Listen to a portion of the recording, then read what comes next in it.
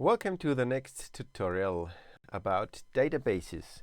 Today we want to train a little bit the SQL language, and therefore we have to use this web page here. So on W3 Schools you can test inputs of SQL commands, and you can directly train it directly in a browser.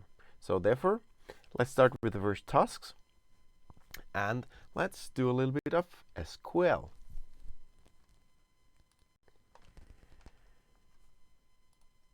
The first task is a creation of a database. So you have this database here, or this database tables table, and you have to create it. So if you watch the lesson, you directly see what it means. So what do?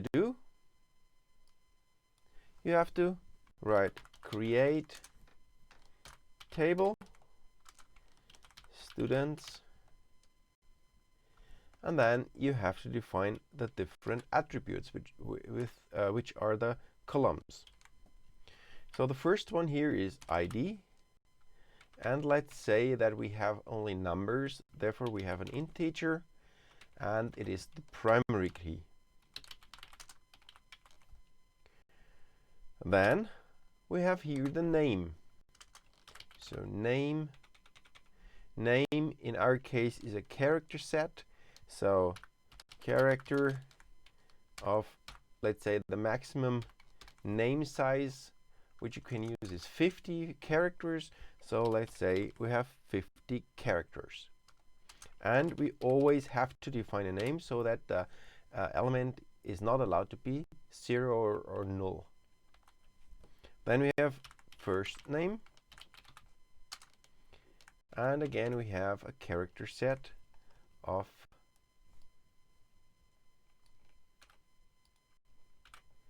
50. The following is here the street, and you see we just define at the moment how the table should look like.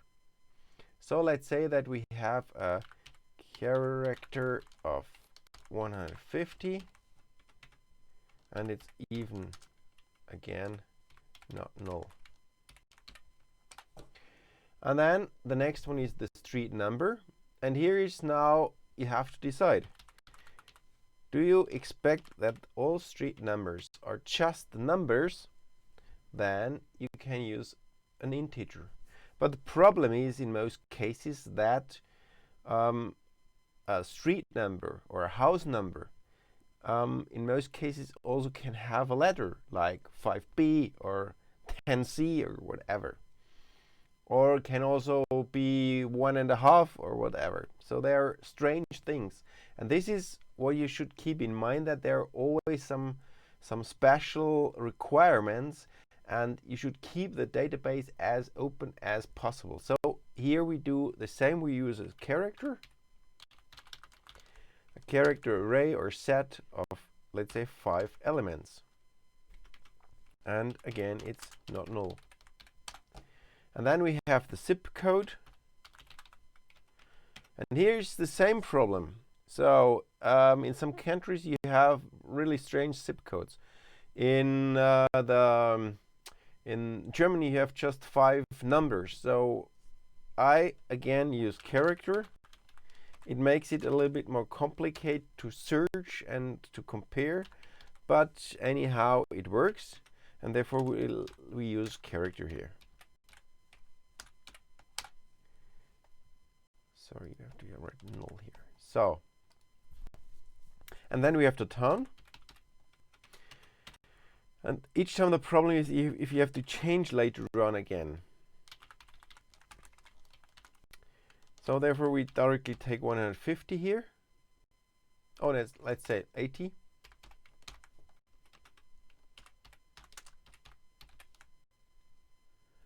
And we have the country.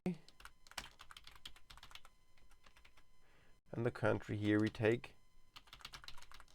character of 50. And also not null.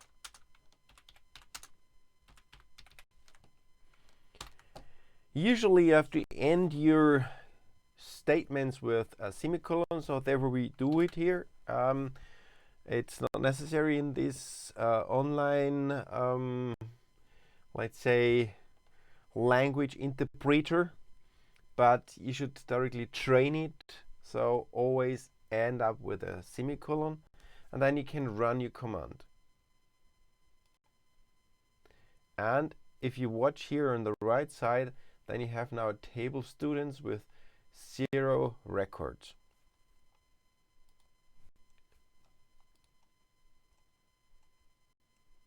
So the next step, what we want to do is fill the table with all the records which we have here. And this is now, let's say, a lot of manual work, because we have to make one insert statement per line. So if you have hundreds of lines, you have to do hundreds of insert statements. So insert, then into students. So if you understand the principle of these commands, then it's quite simple. It's quite simple to directly know how these commands are set, because they're very similar to normal languages or normal sentences. So insert into students, values. And then we have here 1, 1, 4, 4, 2, 3. This is a number, so therefore we don't have to use quotes. And then we have Smith, comma, Betty, and she lives in the Sheridan Road 11. And take care here, we have here a character set, so it's not a number at all, and therefore we have to use also the quotes here. And in 80666 in New Hershey. Let's say this town is in USA. Okay? And running it, you'll see that now we have set one additional record. And if you click onto the students here, then it does a request and you directly get the output. So you directly see how you can request all of the outputs. Select asterisk from students, so select all attributes from students and all records there. So we have now one entry, and we have to do it now for all of the others. So step by step, we enter the second one, and we enter a third one. Usually you can do all of these commands at once, then it would be a transaction, but here in this online interpreter it does not work. So therefore you have to do it manually, step by step, to fill all of the data. And here you see that we have now 4 students or 4 records in our table.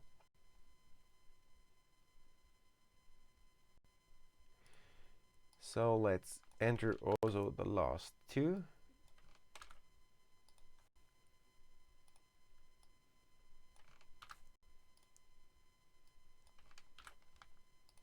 And then let's request to see if this table really looks like this table. Yeah, it's the same. So it's quite nice, it works. Okay, so what else should we do? Now we should write a select statement to select all people from New York. So we already have a nice select statement here. So we should select all attributes and all people from New York. So from students table, we select all people where the town is equal to New York. And here is the first very critical thing. You have to really write the search key in the same way like it is set in the table, because otherwise it will not work. You cannot use some placeholders or things like that, like asterisks or whatever. It's really necessary that you search the whole path. And then if you select this, then you'll get all of the people coming from New York or living in New York. The next question is write a select statement to select all people from New York, but now print only name and first name. So what do we have to change? We have to change the selection of attributes, and this is done here. So we should just select name and first name. Here it depends on which database you have. It can be case sensitive, so you should always use case sensitive, because even if it is not case sensitive, it will work. And if you use a case sensitive style here in the naming, then it will also work in databases which are case sensitive. So if we do this, we select name and first name, and then we have all people from or living in New York, and just the name and the first name. So it's quite simple, I would say. This is also the big advantage of this nice language. So what is the next question? The next question is update the name free Jamie into caught Jamie. Okay, maybe he's in prison now. So what do? We have to update the database. Let's see how we can do this. So let's go to students and let's have a look here. So free Jamie is this. Now you can select either by taking the name and the first name. It's possible here because we have just one free Jamie. If there are more than one free Jamies, then it can be a problem. Therefore, the unique identifier is our primary key, and therefore if you know the unique identifier, or if you select free Jamie and then you take the return value from the ID for the selection to change, then it is the best situation. So therefore we would select free Jamie by the ID. So we will do the update, and the update is quite simple as well. Update the table students and set now the name to code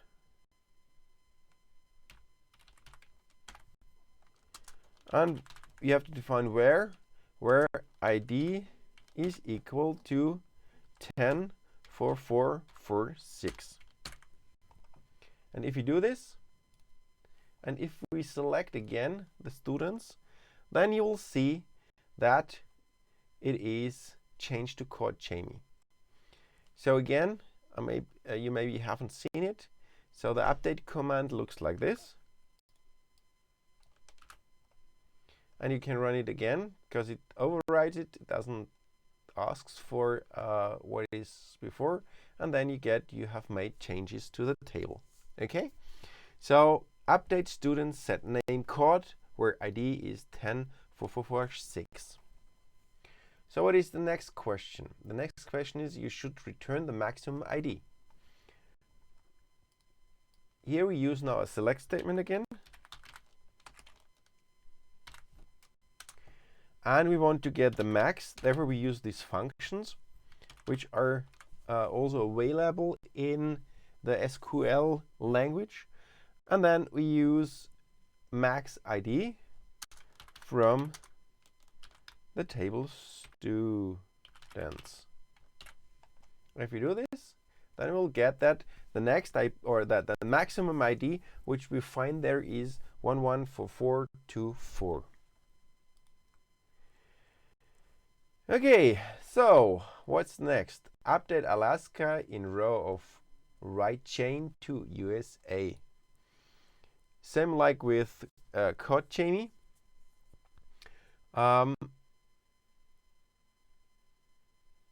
You can do it.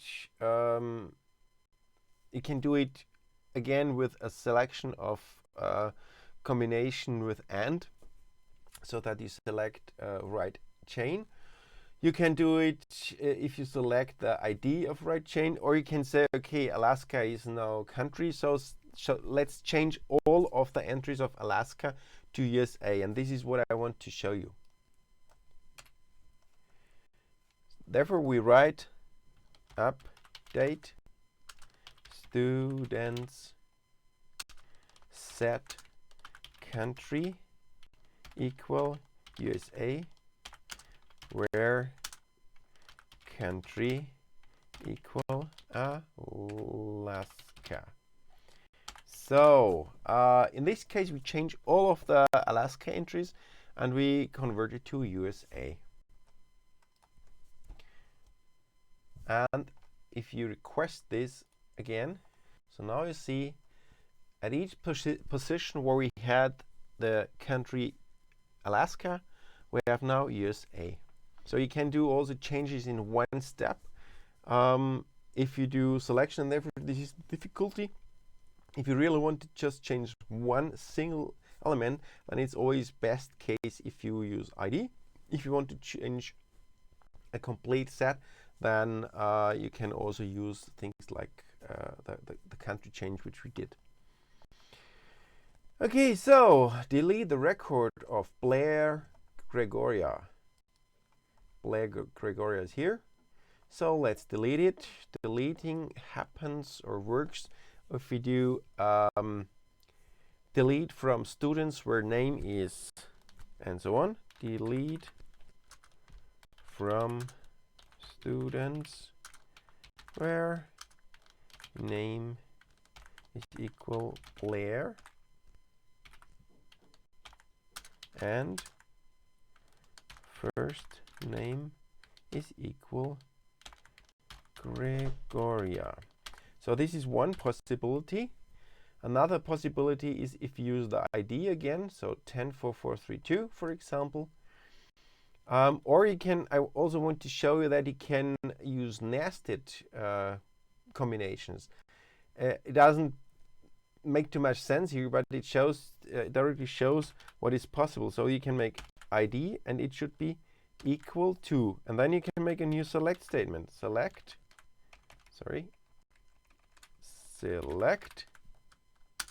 ID from students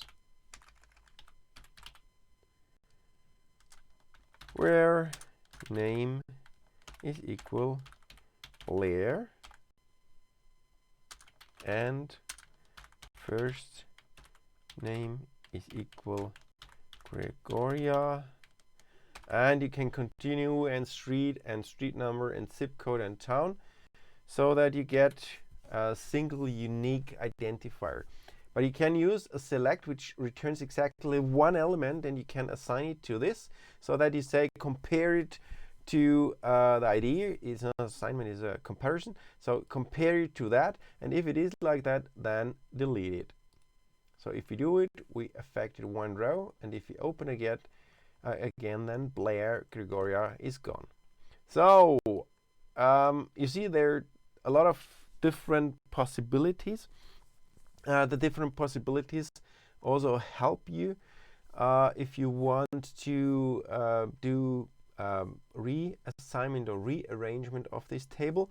But it is also a difficulty if you just want to delete one single specific record, and if you use a not so, or let's say if you use a weak selector or selection mechanism. Okay, so what else should we do? So if you watch this table here, then you directly see it's not so really, let's say, normalized. So therefore, let's think about normalization. So in this case, let's say, separate the table students into two tables so that cities and students are separated to avoid redundancies. Use foreign keys and connect them with a relation. So we have to separate now. You can do it in two steps. So the first one is you can create two tables and then you fill in manually all the parameters again. What I want to show you is we directly use data which exist in the table and we use them to copy it into the new table. So we have to create now a table cities. Cities should contain the zip code, the town, and the country. So you already know it from the first question here, or for the first answer. So we create a table cities with ID, and the ID is now a new ID. It's not this ID which you see here. It's a new ID, and this new ID is an ID which is unique for each city. And then we add a zip code, a town, and a country. So if you run this, we'll now get an additional table cities. Okay? So, and then we can alter the existing table so that we connect the students. So if you click onto this, if we connect the students with the cities, we have to add one additional column here. So let's alter the table. What do? Alter table students, and let's add an additional attribute, city ID, with a integer representation. So let's run this. And if you open students again, then you will see that you have now an additional column here, city ID. In best case, you always name the IDs or these identifiers in the same way. The city ID in my case is now a foreign key. Usually you have to also add a constraint now, which tells you that this is a foreign key to the cities, and therefore only numbers which really exist in the table of cities will appear here. I just focus on the primary things in SQL, so we don't take care on these additional constraints. So we just change the table as they are. Okay? So let's do this. Let's fill into cities now these IDs which we find. So how can we do this? So we have to do insert, and let's start with a first ID of 1. And the first ID of 1 should be fill with the first town which we find here. So how can we find the first town? And here we can now use these, let's say, nested combinations of selects. We can set the next entry from an existing request or select statement. So let's say we take select students dot zip code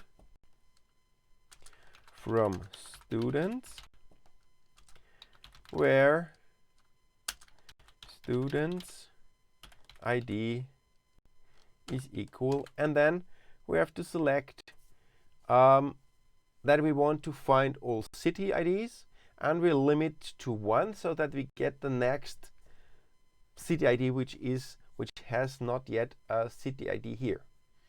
So where student IDs is select students ID from students where city ID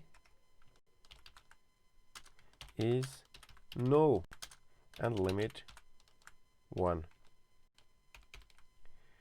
So what do we do here? You have to read it always from the inner parentheses to the outer. So what do we do here?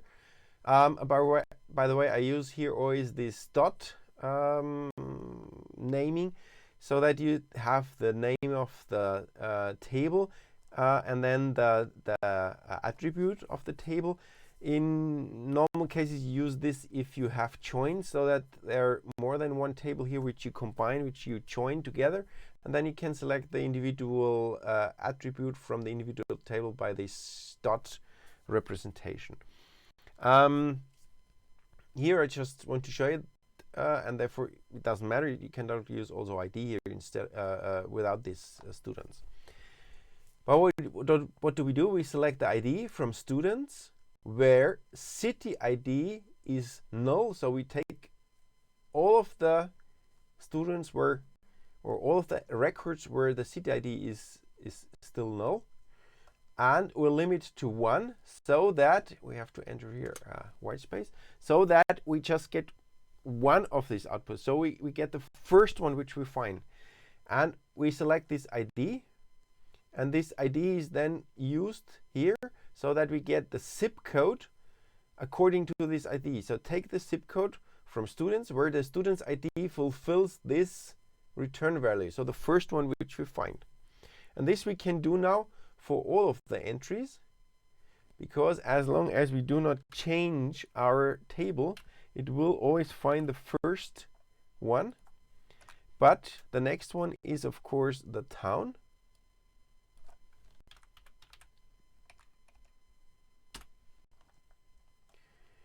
And the next one is, of course, the country.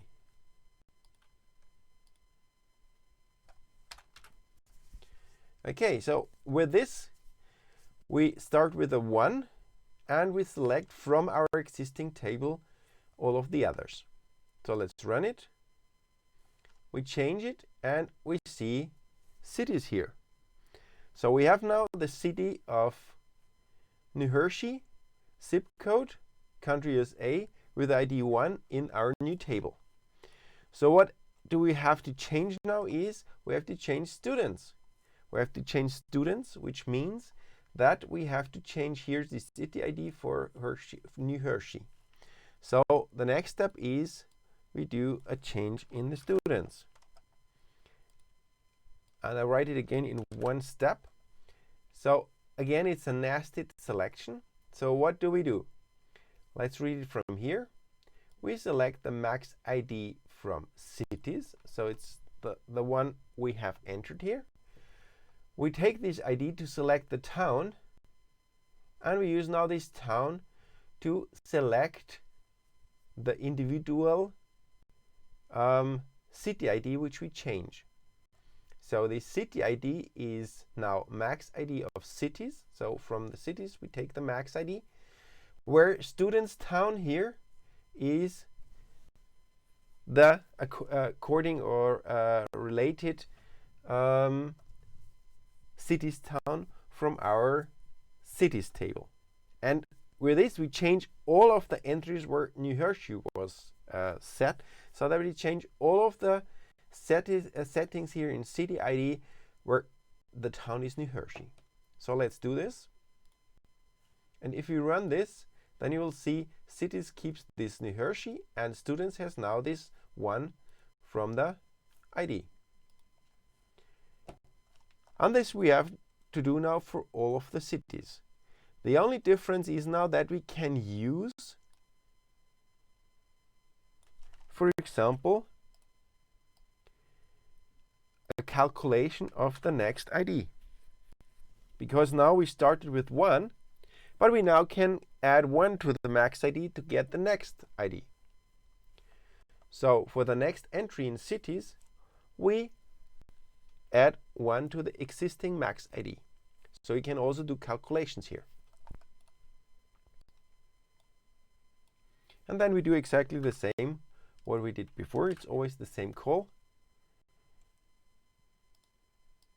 to find the next city and to set all of the attributes and entries in cities. It's here. So this is the next entry.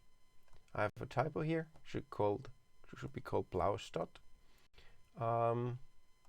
If you want, you can directly change it. So update town, students. No, cities. Set town equal to Blaustadt. I have a lot of typos, I guess. Where town equal this.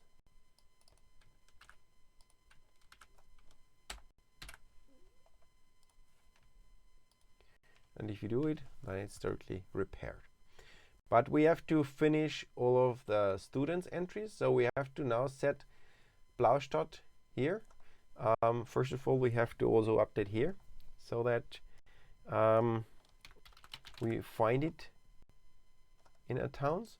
Update students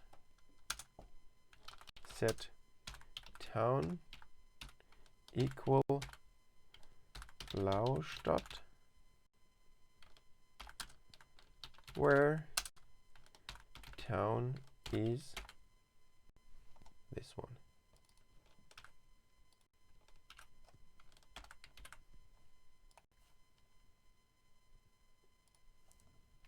Okay. So what do we have to do? We have to set here the next city ID. We do it again with this update students as before, where we select the maximum ID from cities and we run it. And if you go to students, you directly see that this Blaustadt has now city ID 2. And we have to do it now for all of our cities as long as we will find a new city. So let's do this. And again.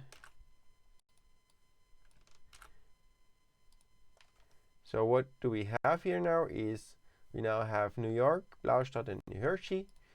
And here we have now the correct settings here. There's one left, Blueberry. So we have to do the same again to get Blueberry in.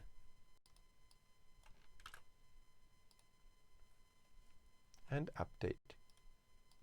And you see you don't have to change anything anymore. You always use existing values and then you directly have everything in your students and you have connected all of this. Usually what you do is you really have here a foreign key, which is a constraint so that it really checks if this foreign key is available. And you see that all New Yorks, for example, have the same ID here. Okay, so that's it, what we need.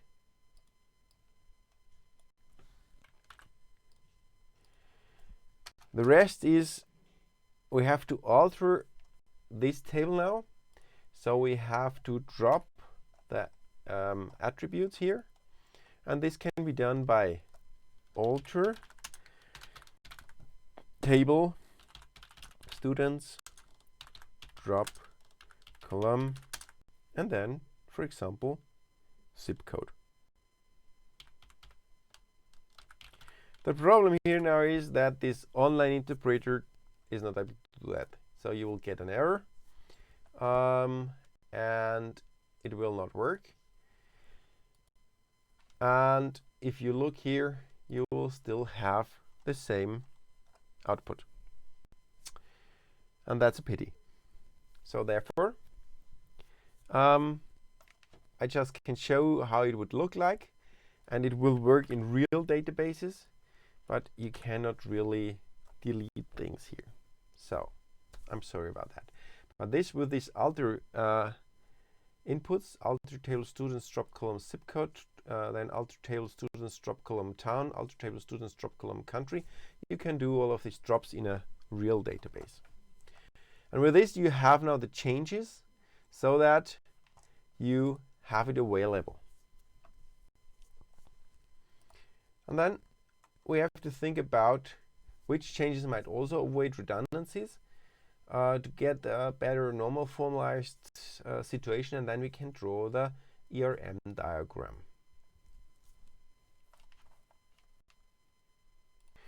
If we watch this table, really interesting would be to separate also the street, because if more than one person lives in a street, you have also a 1-to-n connection or an n-to-m connection, so that you have an additional setup where towns and streets are connected to people, and therefore we have to create an individual setting which allows us to represent this. So therefore, let's do the Erm diagram.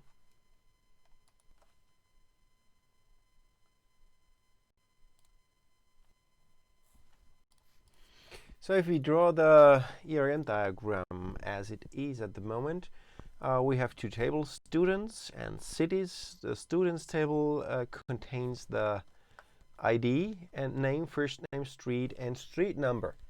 The cities contains also an ID, zip code, town, and country. They're connected with the city ID, which is the foreign key, to the primary key ID here. So I always paint it with this, and I always paint it with an arrow It's not usually in the ERM, but it makes it a little bit more clear, because what you have here, that one city can be the residence city of several students, but one student always lives in one city. So here's the first problem. For example, if you want to register a student for more cities, this is not possible here. So there you would have to create a special relational table. But let's first of all look here. Let's see, street and street number will also be the same, for example, if you have people living in the same street, and therefore you have redundancies. So the next step what you can do is you can create 3 tables. So you make street address, and then you make students over street ID and ID. You have a connection from foreign key to primary key. You have again one student lives in one street, but one street can have several students, so therefore you have again an n-to-1 situation, so that you have one additional column here, and this additional column has the IDs of the primary IDs here. And then it connects to here in the same style, because one street also always belongs to one city, but a city can have several streets. So now it can happen that a student has several domiciles or several residences. Therefore, it's not so ideal here. And therefore, you can split it up again and you make one additional relational table. So this relational table contains 3 columns: ID, student ID, and street ID. The ID is a unique identifier of the residence. You can add here additional things if you want. And then it points to student ID. The student ID points to the ID of the student and to street ID. So it connects the street with a student, so that a student can have several domiciles. So for example, a student can live in one street and also can live in a second street. It doesn't matter if that it is not physically possible to live at this or to be at the same time at both places. It's just for the organization of the data, it can happen that a student is registered for 2 different residences, and therefore it's important to have this. And you see, there's a lot of discussion and a lot of preparation. Maybe it does not make too much sense that the same street name and the same address points to different cities, so that you don't have the N2M situation here. It is up to you how you create and how you design your table, and how you design your complete database. And therefore it's quite important and quite necessary that you really know and that you really have a huge overview over the whole data you want, because otherwise you will always run into these situations that the database does not fit to what you need for the real world representation.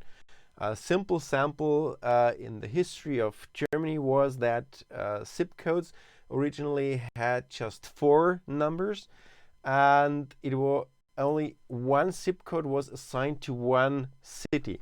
So therefore it was not quite important if you selected the name of the city or the zip code of the city as a specific identifier or primary key.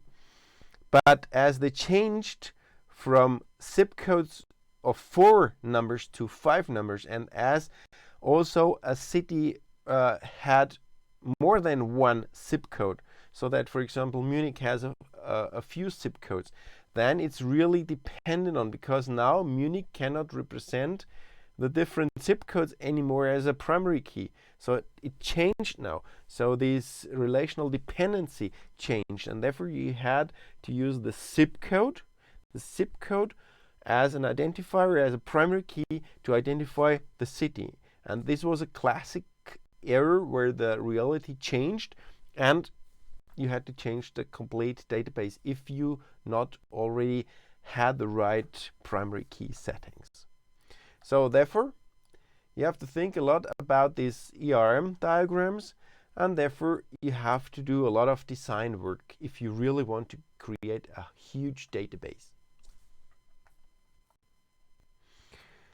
You see with the Erm diagram that it's always worth to talk about and to think about what is really necessary, so that you really find out if it is just let's say one-to-one connection that you maybe just want to restructure to get a better, let's say, overview or a better structure in separated parts, or if you combine it again so that, for example, addresses and cities are again connected. It always depends on how you do this, and you always have to think not just from the given situation, also think about what would be possible. So are there more than one person, or is there more than one person living in a special city, in a special street? Do you have this or that? Okay, so let's continue with the last questions.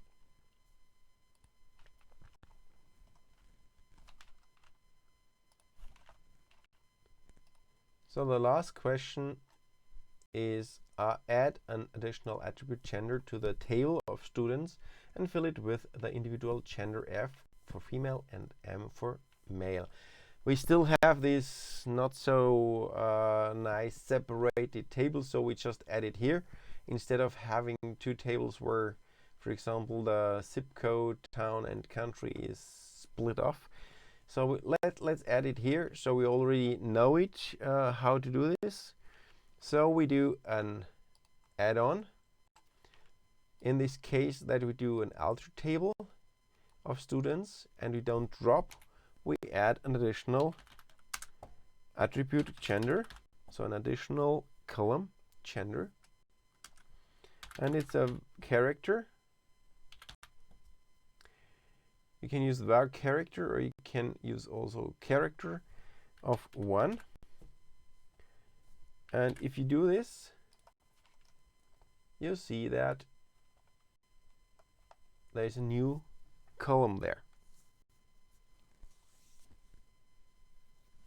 And now we have to fill this column, and this must be done manually. So we do an update of each record, update, and this is usually what is done then with some masks, with some user interfaces, so that you don't have to do these SQL statements manually. The SQL statements are hidden behind buttons, for example.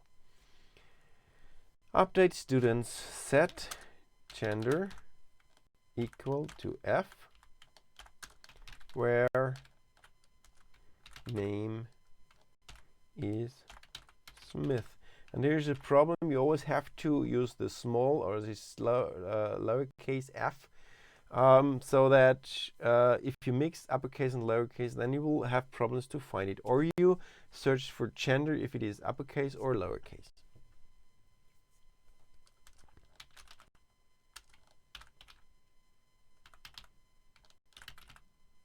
Equal Betty. If you run this and if you open students again, then you will see that the gender of Betty is now F. And we have to do it for all of our students here. So let's do this. So let's run it separately.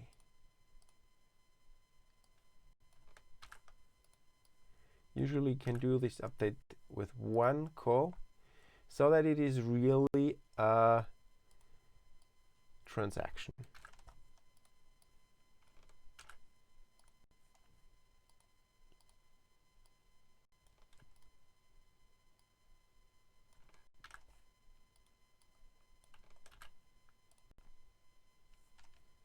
And if you watch this now, then you have FMM.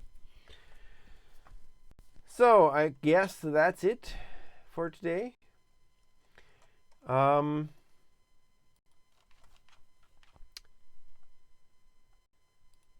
If you have questions about that, there are a lot of additional tutorials on these W3 schools.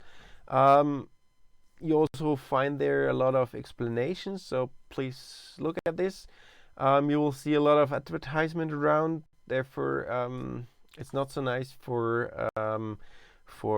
university courses, but it's really nice to train these things without having a real database available, where you have to play with. I cut all of the advertisement things out so that there are no problems with YouTube, hopefully.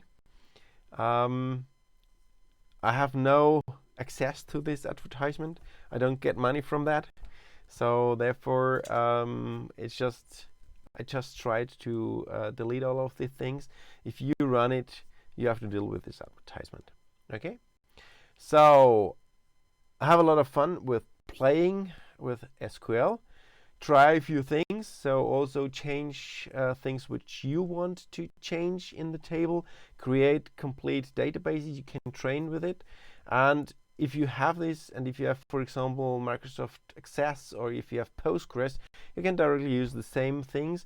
Python, Perl, all of these programming languages, also C, C++, have libraries or direct methods to access databases using SQL. So therefore, you can directly create your own database. You can directly create your own script for web presentation. It's really, really nice if you're able to do SQL statement and to set and to run SQL statements, and therefore you have the complete possibilities given by databases. Therefore, we'll see each other in the next lesson. Have a lot of fun and enjoy the time.